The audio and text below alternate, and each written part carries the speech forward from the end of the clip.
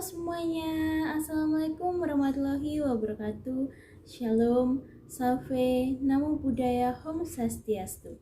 Pada video kali ini saya akan mereview materi secara keseluruhan untuk menyelesaikan ujian tengah semester dari mata kuliah penghantar sosiologi. Sebelum saya mereview materinya, yuk kita perkenalan dulu. Perkenalkan, nama saya Legaris Veronica Sanoin, mahasiswa semester 1 Program Studi Administrasi Bisnis Universitas Nusa Cendana.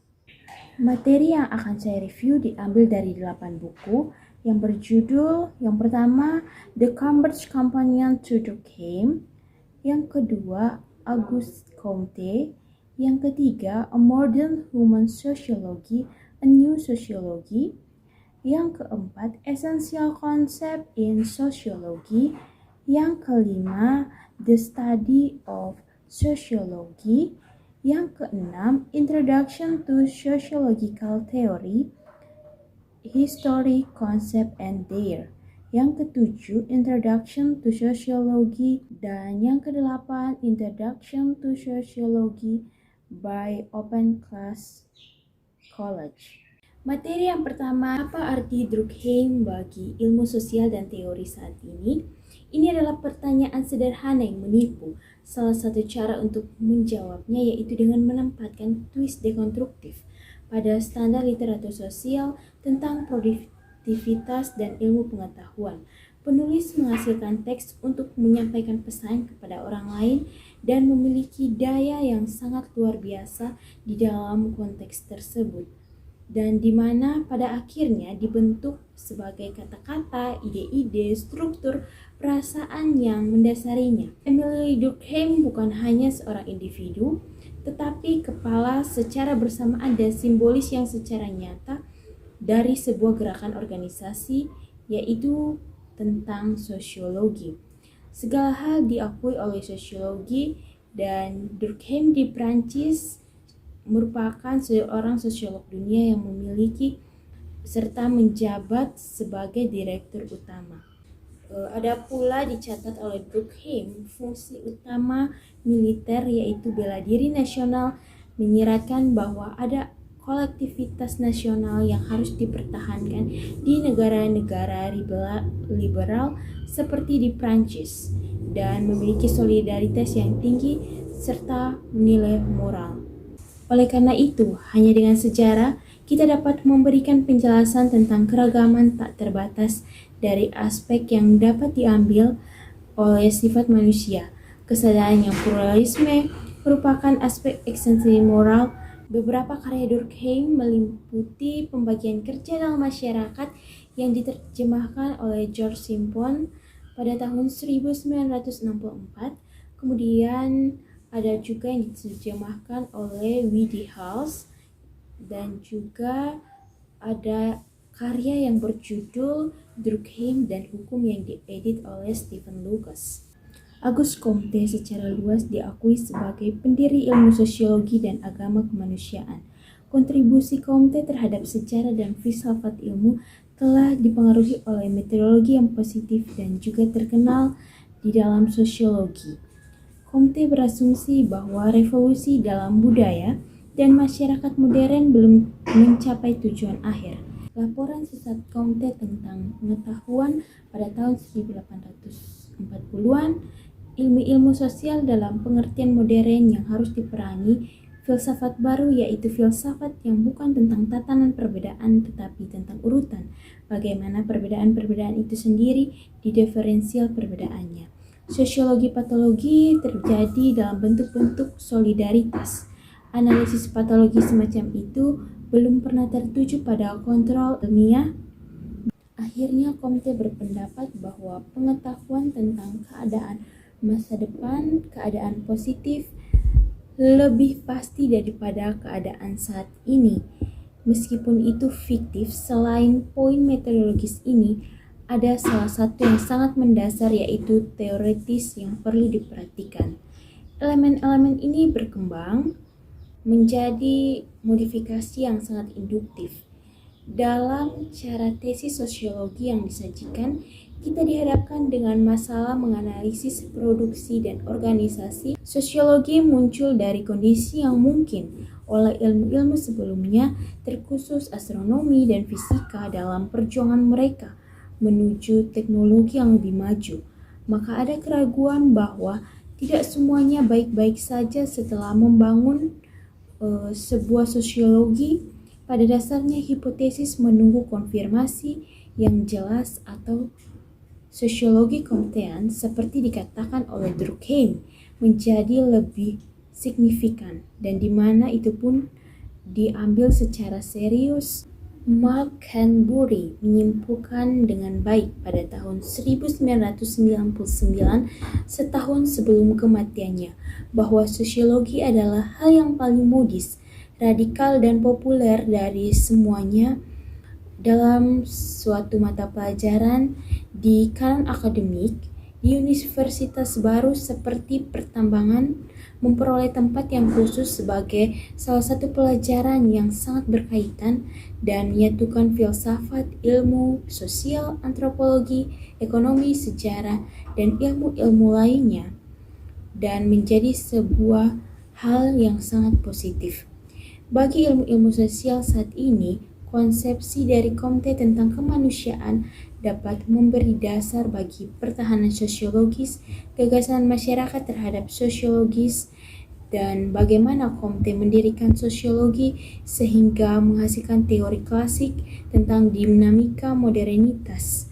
Dalam buku Modern Human Sociology menjelaskan bahwa ada salah satu panggilan sosiologi menjadi lebih berani dan kreatif dan berpikir. Sosiologi yang berlaku tidak imajinatif. Sosiologi pada umumnya terjebak dalam reaksi onerontologi antropotis yang dimana sosiologi memiliki pemikiran dan membutuhkan rekonstruksi daripada pabrik dan menganggap karya Talcott Parsons sebagai teladan. Lensa sosiologis ada dan diperlukan untuk menyesuaikan kembali agar menjadi selektif terhadap banyak hal yang manusiawi. Munculnya imajinasi sosiologi diambil dari konsep penyimpang oleh Deleuze dan juga Guattari. Misi sosiologi tampaknya tidak melakukan apa-apa. Dapat disimpulkan bahwa catatan sosiologis cenderung mengutamakan bahasa, wacana, dan budaya dan memberikan dinamisme utama kepada manusia di dunia ini, serta menunjukkan 3 istirahat radikal dengan sosiologi yang berlaku, yaitu memikirkan materi secara berbeda, di mana menurut Whitehead, seluruh sejarah filsafat membuktikan fakta bahwa pemikiran cenderung mengabaikan kelancaran dan menganalisis dunia dalam hal kategori yang statis. Alih-alih mencoba menghubungkan nasib individu dan hubungan interpersonal dengan konteks atau struktur skala yang besar, seseorang harus menahan godaan dan timbangan.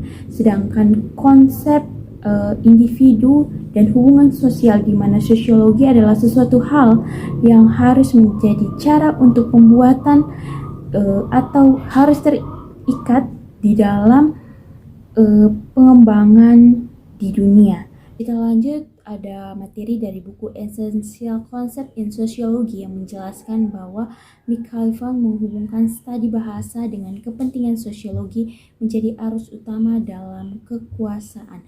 Sosiolog mampu mempelajari cara bahasa yang digunakan di bingkai politik, argumen, tetapi ide-ide tertentu mungkin muncul suatu perdebatan. Dalam pergantian postmodern sendiri, teori sosial pada tahun 1980-an dengan dekade sebelumnya dalam budaya dan seni, salah satu sasaran dari postmodernis adalah upaya para ahli teori sosial. Sosiologi setelah Marx berteori tentang kelas sosial sebagai bentuk utama ketidaksetaraan yang membentuk peluang hidup dari individu secara bertahap selama abad ke-20. Dimensi lain dari ketidaksetaraan kemudian diakui sebagai semakin signifikan pada tahun 1970-an. Konsep ideologi pertama digunakan di Prancis akhir abad ke-18 untuk menggambarkan ide-ide dari pengetahuan ideologi. Dalam artian ideologi menjadi sebuah disiplin dan mirip dengan prinsip yang didominasi oleh tradisi. Poin kritis sosiolog mempelajari tentang interaksi dari beberapa jenis di hampir setiap proyek penelitian. Apakah ada tingkat mikro atau pertukaran interaksi antar negara di dalam arena internasional politik? Kontrol sosial adalah kebalikan dari penyimpangan. Teori kontrol sosial melihat komunitas sebagai keterkaitan dan ikatan sosial. Kesimpulan penulis yakni kita bergerak maju menuju masyarakat dalam gerakan yang sosial. Kompromi kita menyesuaikan dengan langkah-langkah dengan urgensi langsung dan tidak dapat terhalang oleh pertimbangan jarak yang jauh.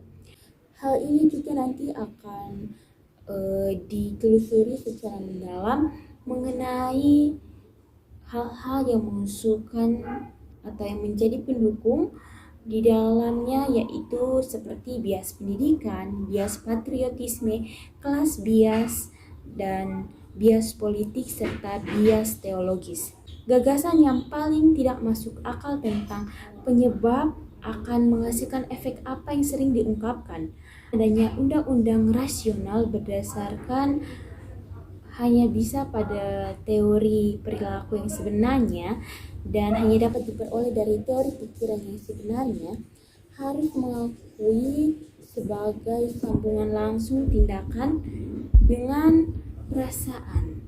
Perasaan dan tindakan itu memiliki rasio yang konstan dan merupakan pernyataan yang membutuhkan kualifikasi, tetapi bicara tentang kegiatan-kegiatan yang disajikan, kehidupan secara umumnya, secara sosiologis, teori pendekatan studi masyarakat, misalnya Karl Marx pada tahun 1818 sampai 1883, seorang yang menjulang tinggi tokoh dalam analisis kapitalisme modern akan fokus pada sebuah hubungan di mana menegaskan dan memperkuat hubungan ketergantungan individu dalam masyarakat. Hubungan pertukaran juga tidak hanya didasarkan dari uang, tetapi pertukaran status, informasi, persahabatan, nasihat, dan juga pengaruh politik, serta pertukaran lainnya.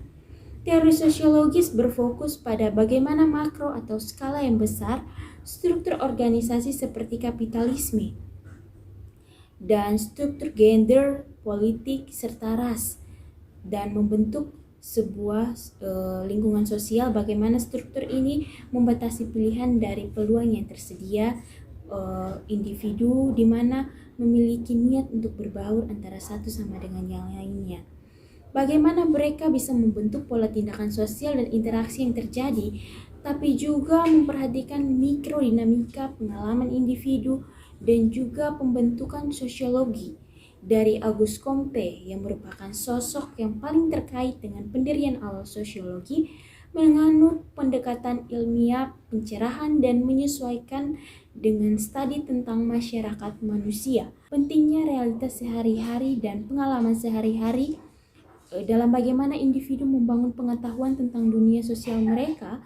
Pengetahuan itu dalam menginformasikan rasa kepada yang lainnya, misalnya masyarakat, dan bagaimana dunia bekerja adalah fokus dari untaian teori sosiologi yang disebut fenomenologi. Banyak informasi yang kita baca setiap hari dan salah satunya diambil untuk mengetahui sosiologi yang sebenarnya, yaitu upaya oleh satu kelompok atau lainnya untuk mempengaruhi kebijakan sosial. Sosiologi adalah studi ilmiah tentang masyarakat manusia dan interaksi sosial. Sebagai sosiolog, tujuan utamanya yaitu memahami situasi sosial dan mencari pola yang berulang di masyarakat. Imajinasi sosiologis untuk merujuk pada suatu hubungan dan pengalaman individu. Kekuatan dalam masyarakat yang lebih besar dari membuat tindakan dan jenis pola perilaku manusia dalam penemuan hubungan antara satu dengan yang lainnya.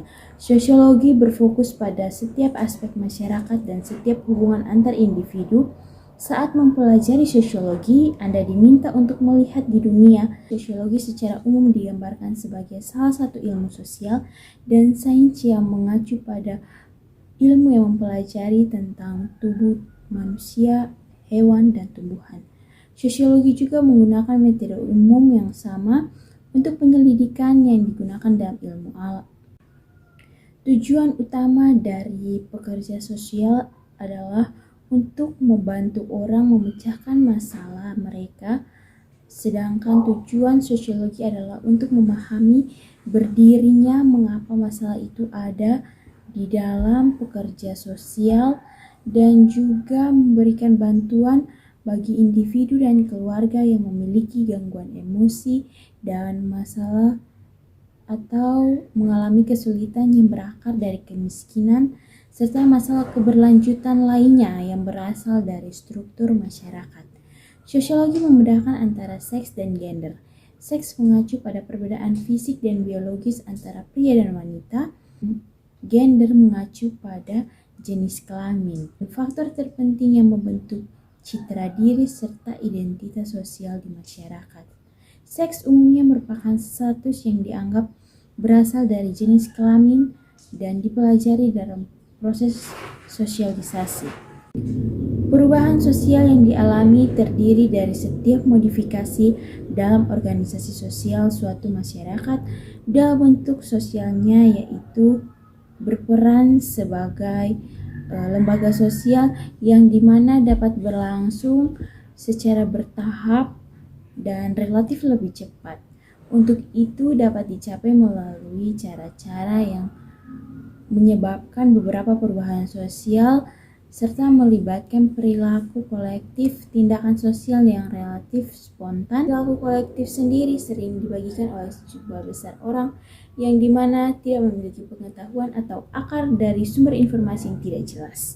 Gerakan sosial adalah gerakan yang membentuk perilaku yang kolektif. Gerakan sosial di mana mereka harus merasa bahwa nilai, kebutuhan, tujuan, atau keyakinan yang sedang dibungkam atau ditantang oleh lingkungan sosial serta struktur atau individu tertentu, dan hal-hal itu harus diatur dengan benar. Kedelapan, tentang Introduction to Sociology. Sejarawan Cina pertama kali mengakui dinamika sosial sebagai komponen yang mendasari perkembangan sejarah dalam ensiklopedi seminalnya. Pada abad berikutnya, muncul sejarawan yang dimana beberapanya dianggap sebagai sosiolog pertama di dunia. Dari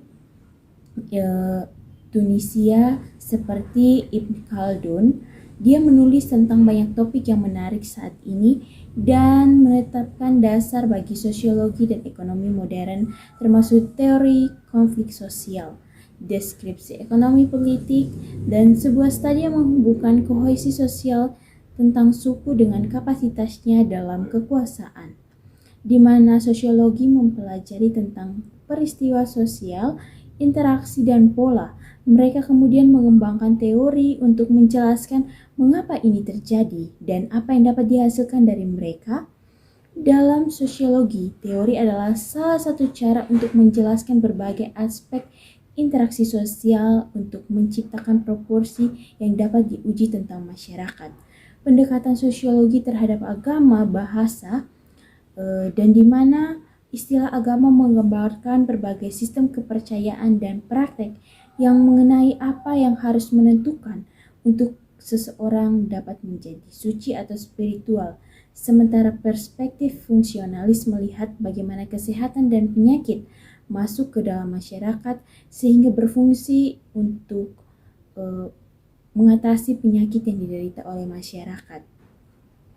Dalam buku ini juga menjelaskan bahwa para sarjana memahami demografi melalui berbagai analisis dan teori transisi demografi, semuanya membantu sosiolog dalam mempelajari hal tersebut. Populasi manusia di bumi tumbuh dengan cepat, terutama di negara-negara yang periferal. Faktor yang mempengaruhinya yaitu populasi, termaksud angka kelahiran, angka kematian, migrasi, emigrasi, dan urbanisasi. Dalam hal ini ditemukan pertumbuhan akan menekan sehingga urbanisasi kota memberikan banyak kesempatan bagi penduduk, di mana mereka menawarkan manfaat yang sangat signifikan, termasuk aspek ke dalam beberapa kesempatan kerja. Misalnya, pada saat yang sama, daerah populasi yang tinggi dapat menyebabkan ketenangan antar kelompok yang demografi serta ketenangan lingkungan, sementara populasi penduduk di kota terus meningkat dan sumber ketegangan sosial meningkat. Seiring dengan itu, tantangan utama bagi masyarakat yaitu di mana harus mengurangi populasi dan penggunaan energi yang berdampak negatif bagi lingkungan. Lingkungan dan masyarakat bidang sosiologi. Lingkungan tumbuh karena pola cuaca yang ekstrem, di mana iklim yang mengalami perubahan yang sangat signifikan, terjadi polusi di mana lingkungan negara miskin berkurang dan menanggung beban lebih besar daripada populasi di negara lainnya, sehingga kita kenal dengan rasisme lingkungan. Demikian review materi yang telah saya jelaskan dari 8 buku tersebut. Semoga materi yang saya jelaskan ini dapat bermanfaat bagi kita semua. Saya mohon maaf bila ada salah pengucapan nama atau kata. Dan buat kalian semuanya, jangan lupa like, comment, share, and subscribe YouTube channel di bawah ini untuk mendapatkan video-video terbaru berikutnya. Di akhir kata, saya mengucapkan Assalamualaikum warahmatullahi wabarakatuh. Shalom, Salve, Namo Buddhaya, Om Swastiastu.